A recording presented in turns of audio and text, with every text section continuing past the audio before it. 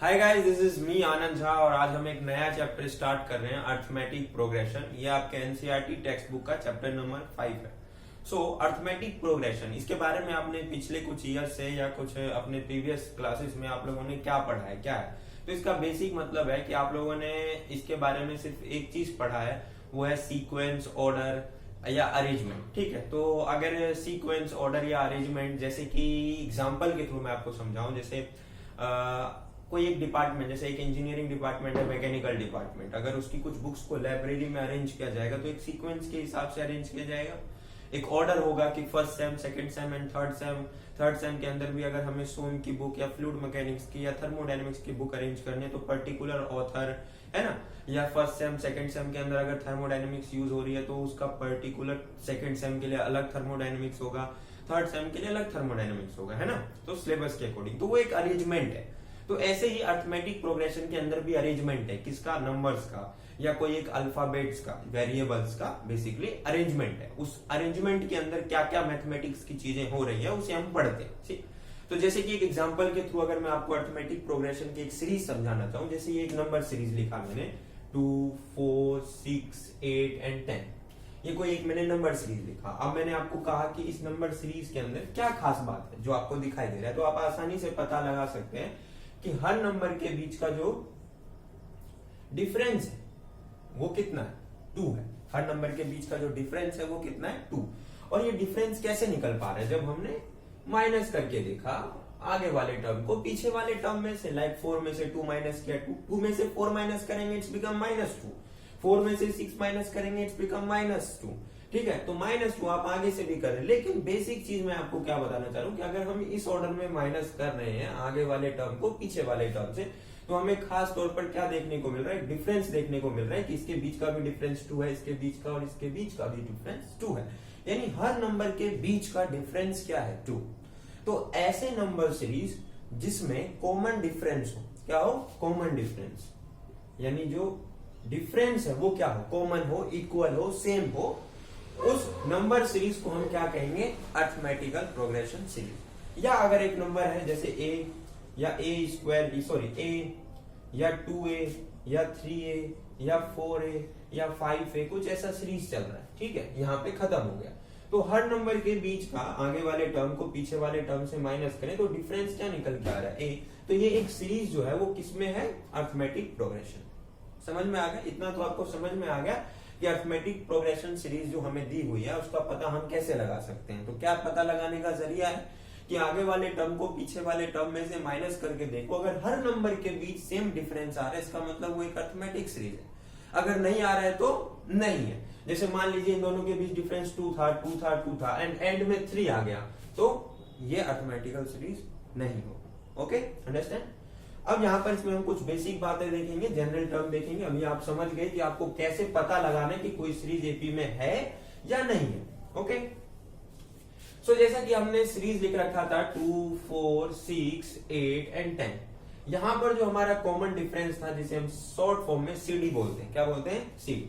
So common difference is basically हमारे पास 2 आया था। ठीक, मान लीजिए कि ये वाला टर्म हमें गिवन है, this is A is the first term. A क्या है हमारे पास, फर्स्ट टर्म। ओके, अगर हमारे पास फर्स्ट टर्म गिवन है तो अगला टर्म हम कैसे निकाल सकते हैं, अगर हम ए में किसे ऐड कर दें, डी को, किसे ऐड कर दें, डी, यानी डिफरेंस को ऐड कर दें, तो हमारे पास अगला टर्म निकल के आ जाएगा। लाइक 2 में हमने क्या जोड़ देना है, डिफरेंस जोड़ देना है, तो क्या निकल के आ जाना है, 4। अब यहां पर देखिए इस 4 में अगर हम डिफरेंस ऐड कर दें तो क्या निकल के आ जाएगा, 6। तो बेसिकली अगर मैं a प्लस डी में दोबारा से d ऐड कर दूं तो अगला टर्म निकल जाएगा। अगर मैं दोबारा से a plus D bracket d में दोबारा से डिफरेंस ऐड कर दूं तो अगला टर्म निकल के आ जाएगा। अगर मैं इसे लिखना चाहूं तो ये a है, ये a प्लस डी है, ये a प्लस 2d है, ये a प्लस 3d है, आगे वाला टर्म a प्लस 4d है। ऐसे ही कहां तक जाएगा ये सीरीज, यहाँ a plus n minus 1 into D तक जाएगा। अब यहाँ पर बहुत से बच्चे कंफ्यूज हो गए, ये n माइनस 1 कहां से आया, ये n माइनस 1 यहां से आया। देखो ये हमारा फर्स्ट टर्म था, यानी पहला पद था हिंदी में, तो ये फर्स्ट टर्म था, क्या इसमें कोई डी है, नहीं। अगले वाले टर्म को देखो, ये सेकेंड टर्म है, इसके अंदर कितना डी है, 1d। ये थर्ड टर्म है, इसके अंदर कितना डी है 2d। बेसिकली जो टर्म है उसमें से कितना माइनस हो रहा है 1 माइनस हो रहा है। देखिए यहाँ पर ये फोर्थ टर्म है, यहाँ पर क्या है 3, ये फिफ्थ टर्म है, यहाँ पर क्या है 4, अगला होगा 6 तो क्या होगा a प्लस 5d, 7 होगा तो क्या होगा a प्लस 6d, अगर 8 होगा तो क्या होगा a प्लस 7d। तो बेसिकली यहाँ पर n क्या है टर्म, क्या है टर्म, और टर्म में से कितना माइनस हो रहा है 1। देखिए 3 में से 1 माइनस किया कितना 2, 4 इज अ टर्म, 4 में से कितना माइनस किया 1, तो कितना बचा 3। तो इसीलिए जो आगे वाले टर्म होंगे उसे हम किस अरेंजमेंट में लिख सकते हैं, फर्स्ट टर्म प्लस जो टर्म है उसमें से एक माइनस कर दीजिए और डी से मल्टीप्लाई कर दीजिए। तो ये जो हमारे पास बन के आया a plus N minus 1 into d, ये होता है हमारा जनरल टर्म। क्या होता है बच्चे, जनरल टर्म, ठीक है, या इसे हम nth टर्म भी बोलते हैं, a plus N minus 1 into D. Okay, so ये हमारा पहला फॉर्मूला निकल के आता है जनरल टर्म का, जो है a plus N minus 1 into d. अब थोड़े कुछ क्वेश्चंस देखते हैं, ये चीजें समझ में आ गई आप लोगों को। अब इसे वो आप उतार लीजिएगा, ये खास बात है कि मैं हमेशा बोलता हूं कि जो भी मैं बताता जाता हूं उसे आप लोग उतारें जरूर सीक्वेंस के हिसाब से। ओके, बाकी आप लोगों की अंडरस्टैंडिंग तो अच्छी होनी ही चाहिए। मैं बकाया कोशिश करता हूं कि चीजें बहुत आसान तरीके से समझाया जा सके। अब आगे देखिए कि कैसे क्वेश्चंस कुछ है। जैसे मैं कहता हूं कि ये एक सीरीज है,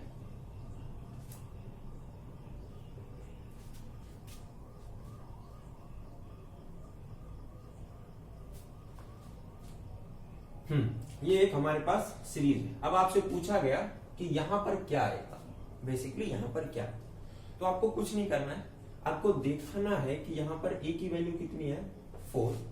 आपको ये बताना होगा कि डिफरेंस कितना है, तो डिफरेंस कितने का है 7 में से 4 गया तो क्या है 3। यानी डिफरेंस हम कैसे निकालते हैं ये भी मैं आपको बताता हूं। आगे वाले टर्म को पीछे वाले टर्म में से माइनस करेंगे तो हमारे पास डिफरेंस निकल के आ जाएगा, ये तो पता चल गया आपको।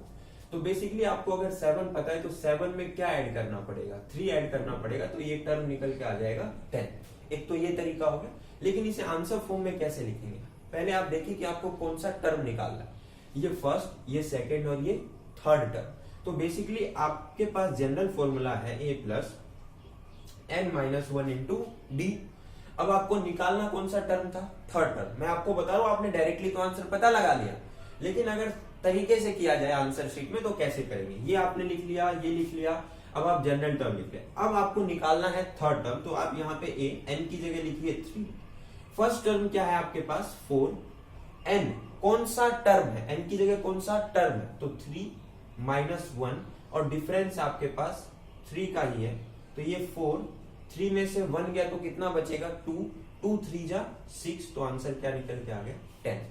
तो इस तरह के क्वेश्चंस अगर आपके पास आए तो आप इस ऑर्डर में आपको करना है, जो भी चीजें आपको गिवन है पहले वो लिखना है, जनरल टर्म पे अप्लाई कीजिए और आंसर आपके सामने होगा। ओके, अब देखिए इसके बेस पे और कुछ क्वेश्चंस क्या है।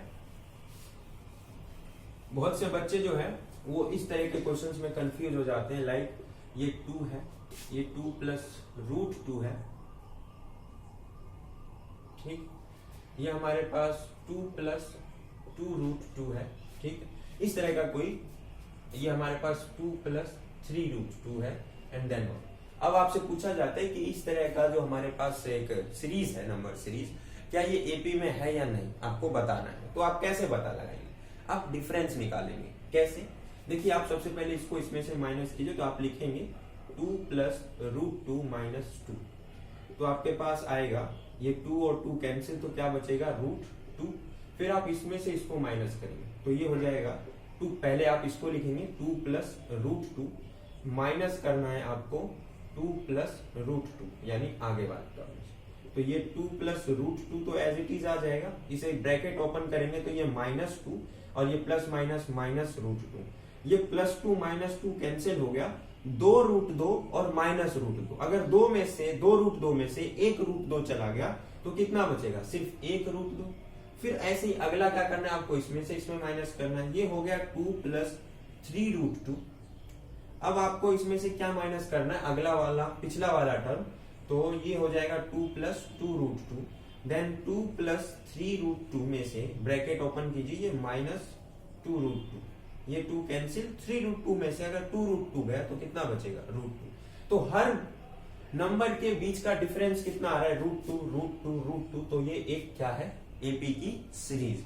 ठीक, कुछ अगर ऐसा क्वेश्चन आए तो आप घबराइएगा मत, बस आसानी से कीजिए। ठीक है, अब यहां पर सब चीजें तो हो गई। अब जो मैंने आपको ये जनरल फॉर्मूला बताया था an is equals to a plus n minus 1 into d, ये था जो एक आगे के ऑर्डर से चलता है, यानी स्टार्टिंग से आपसे पूछा जाए, अगर आपसे पूछा जाए find anth term from and, तो क्या इसका मतलब है? इसका कुछ मतलब नहीं है, ये स्टार्टिंग पॉइंट से था, ये स्टार्टिंग पॉइंट से था। अगर हमारे पास ये सीरीज थी a plus d, a plus 2d, a plus 3d up to a plus n minus 1 into d, तो ये जो था ये हम स्टार्टिंग से ले रहे थे, स्टार्टिंग से कंसिडर कर रहे थे। अगर हमसे पूछा जाए एंड से मतलब यहां से पूछा जाए, तो इसका मतलब ये नहीं कि हम सबसे पहले ये जनरल टर्म लेंगे, नहीं। एंड से का मतलब है कि अब जो सबसे एंड वाला टर्म था उसे हम फर्स्ट टर्म कंसिडर करेंगे, समझ रहे आप? जैसे ये मान लीजिए 2, 4, 6, 8, 10, 12, अगर मुझसे इसमें पूछा जाता कि find second term, find first second third fourth fifth term from and, हमसे पूछा जाता फिफ्थ टर्म फ्रॉम एंड, तो अगर मैं फिफ्थ टर्म फ्रॉम एंड, क्योंकि देखो अगर एंड से देखें तो ये फिफ्थ है और स्टार्टिंग से देखें तो ये सेकेंड है ना, डिफरेंस है कि नहीं है? तो अगर हमसे पूछा जाता इस सीरीज में, अगर मुझे ये टर्म गिवन नहीं है, मुझसे सिर्फ ये पूछा जाता कि अगर कोई एक सीरीज है ऐसे कुछ ऑर्डर में और जिसका कॉमन डिफरेंस समथिंग 2 है, फर्स्ट टर्म 2 है, तो मुझे बताइए कि इसका फिफ्थ टर्म फ्रॉम एंड क्या होता, क्या फिफ्थ टर्म फ्रॉम एंड क्या होता। तो उस केस में हम डायरेक्ट फॉर्मूला यूज करते हैं, और फॉर्मूले में सिर्फ खास बात यह है कि जो ये जनरल टर्म था, फॉर्मूला तो एग्जैक्टली यही है, लेकिन इसमें जो हमारा ए था ये हम स्टार्टिंग वाले को लेते थे, लेकिन अगर हमसे एंड वाला पूछा जाएगा तो स्टार्टिंग वाला हम 12 लेंगे। समझ में आया? एंड में हमें क्या कंसिडर करना है, जो सबसे एंड वाला नंबर होता है उसे हम फर्स्ट टर्म मान के कंसिडर करते हैं। तो मैं लिख देता हूं anth टर्म फ्रॉम एंड, ई लगा दिया, इसका मतलब एंड से है, ये a प्लस n माइनस 1 ही रहेगा, और यहाँ पे d जो है वो बस किसमें आ जाएगा, माइनस में, किसमें आ जाएगा, माइनस। ठीक है, अगर मैं इसके अकॉर्डिंग सवाल करता तो anth टर्म फ्रॉम एंड यानी फिफ्थ टर्म फ्रॉम एंड पूछा था मुझसे, तो मैं a की जगह लिखता 12, n की जगह क्या लिखता 5 माइनस 1, और d हमारा डिफरेंस कितने का था, 2 का, तो ये कितना आता -2, तो ये 12 हो गया, 5 में से 1 गया तो कितना बचेगा 4, 4 2 जा कितना आ गया 8, तो 12 में से 8 जाएगा तो कितना बचेगा 4, और आप ध्यान से देखें तो यहाँ पर जो नंबर आने वाला था वो एग्जैक्टली 4 ही आने वाला था। तो बस यहाँ पर फर्स्ट टर्म है, लेकिन फर्स्ट टर्म की जगह मुझे किसे कंसिडर करना है, जो सबसे एंड वाला टर्म होगा उसे, क्योंकि अब हम सबसे एंड से ले रहे हैं। ठीक है, तो चाहे तो आप इसमें इस ए को कैपिटल ए या एम लिख सकते हैं, या जो भी है आप लिख सकते हैं, बट फॉर्मूला मुझे समझाना था आपको, डायरेक्टली मैंने बता दिया। ठीक है, तो एक क्वेश्चन हम जाते जाते और करेंगे कुछ इस तरह के ऑर्डर से, कि मान लीजिए आपके पास गिवन है कि फोर्थ टर्म जो है वो आपका 8 है, फोर्थ टर्म क्या है आपका 8 है, हाँ फोर्थ टर्म आपका 8 है, और जो डी है, ठीक है, वो आपका 2 है। ठीक, जो फोर्थ टर्म है वो 8 है, डी आपका 2 है, फाइंड A10, आपसे A10 पूछा गया, तो आप कैसे निकालेंगे? तो सबसे पहली बात, जो आपको A4 गिवन है, इस A4 का क्या मतलब होता है? इस A4 का मतलब है A plus 4 minus 1 into d, क्योंकि यहां पर क्या आना था, an is equal to a plus n minus 1 into d. So basically n क्या होता है, जो यहाँ पे है, और हमें क्या गिवन है 4, तो a4 is equal to a plus 4 minus 1 equal to d. तो अगर हमारे पास a plus 4 minus 1, 4 minus 1 is what 3 और d, और ये हमें a4 किसके बराबर है 8 के बराबर। So a plus d, d की वैल्यू क्या है 2, तो 3 into 2 is equals to 8। So a is plus 3 2 जा 6 is equals to 8। So a is basically 8 minus 6 and then a is 2। तो हमारा फर्स्ट टर्म क्या निकल के आ गया 2। अब हमें a10 निकालना है। सो बेसिकली आप ध्यान से देखें तो a10 इज इक्वल्स टू क्या है a plus 10 minus 1 into D, यानी a प्लस 9d। तो a की वैल्यू है हमारे पास 2 and the 9 and the d is 2। So 2 plus 9 2 जा 18 and the answer is 20। Okay, एक तो ये इस तरह का क्वेश्चन आपसे पूछा जा सकता है, ठीक।